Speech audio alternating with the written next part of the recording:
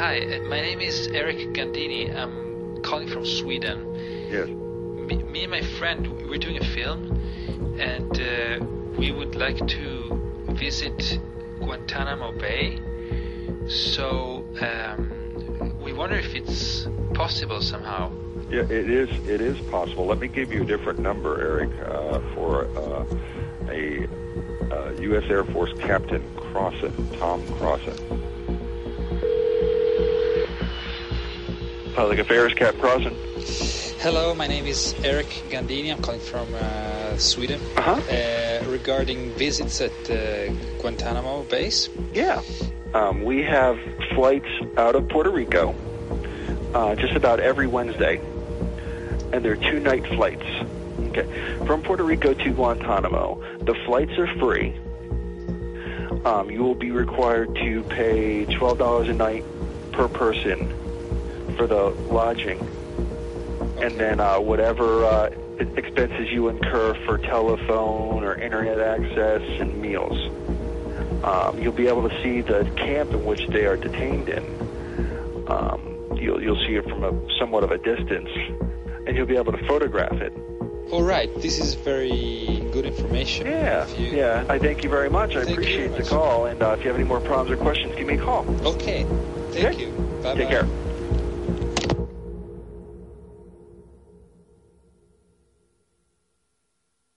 I think when I leave here at Guantanamo Bay, one of the most interesting experiences that I've had is actually having the opportunity to escort media around.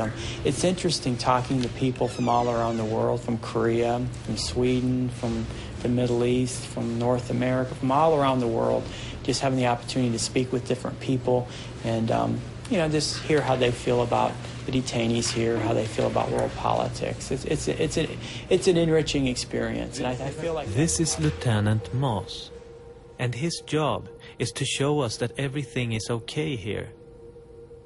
But we have come here because we want to know what is really going on at Guantanamo. Filming isn't allowed inside of the prison camp, so we're thinking of shooting with a hidden camera. Unfortunately, that's just not gonna happen. We know there is a Swedish guy held inside here. His name is Matti. He'll be released later, and when he returns to Sweden, he'll give only one press conference. Därmed lämnar jag ordet fritt för frågor. Du först. Du säger att du har varit där i 5 månader i Afghanistan. Alltså vad levde du på? Var bodde du? Hos vem? Hur finansierar du alla de här resorna? Jag tror det var 6 resor på 2 år. Var befann du dig den 11 september 2001? Vad var din reaktion då? Var du mer positivt inställd till bin Laden och Al-Qaida? Träffar du Al-Qaida-anhängare? Har du burit vapen? Vad tycker du om Al-Qaida? Vad tycker du om bin Laden? And after that, he won't talk to us.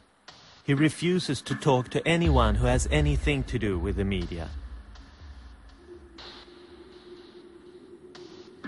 But to tell this story, we have to go back in time, to long before the press conference, when Matti was still held at Guantanamo, and when there was only the official version, as you could hear it on the radio station Voice of America. Taliban and Al-Qaeda detainees are being scrutinized and interrogated at the U.S. naval base at Guantanamo Bay, Cuba. Only a select few American servicemen and U.S. officials have direct contact with the prisoners. U.S. officials insist the detainees are not tortured or subject to any cruel treatment during interrogation sessions. In fact, they say some interrogators go out of their way to make the captives feel comfortable, hoping to coax information from them in an easygoing fashion. Everything is perfectly fine at Guantanamo.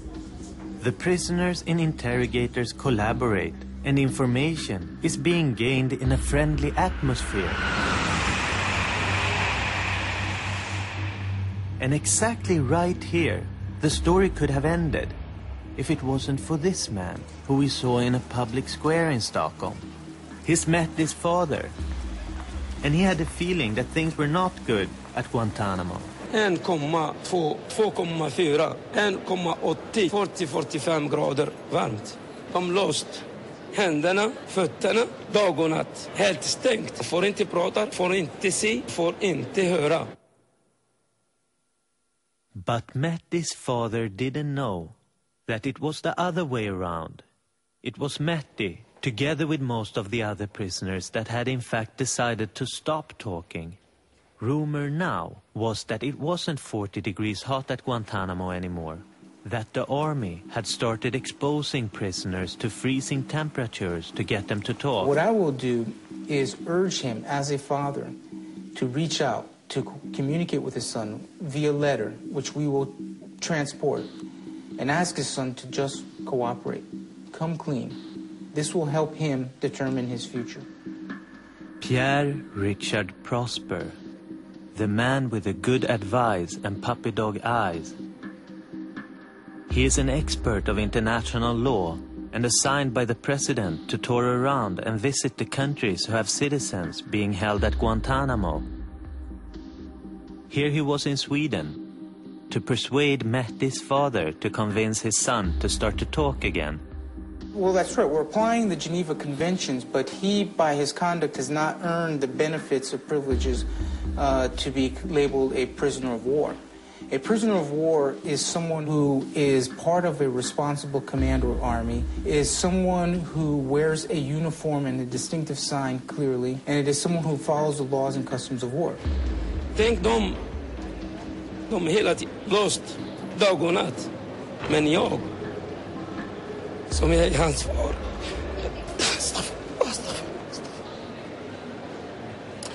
Astaghfirullah, la ilaha illallah, la ilaha illallah. Allahu Akbar, Allahu Akbar. We feel that by virtue of other information that we have, that he's a threat to our security. So we're holding on to him until we determine that he's not a threat to our security, or that we take other measures if we do determine that that's the case. He has the keys, basically, to his own prospects. By cooperating. Yes. He has simply not answered anything. He doesn't talk to the people. He's not accused of a crime. If he were accused of a crime, and if he is later accused of a crime, he will be tried in a court, and he will have a lawyer and all of the usual due process. We're a government that believes in the laws. We're a founder of the United Nations. We have a strong constitution. We have a great Supreme Court that has the ability to order even the president or the military to conform to good legal practice. But remember, he isn't accused of a crime. Jag tycker att min son, han är ju en snäll kille. Ja, 100%. Och det är jag som har uppfostrat honom. Kallar jag för mor och far. Jag har ingen fel på honom. 100%. Det är ingen fel på min grabb.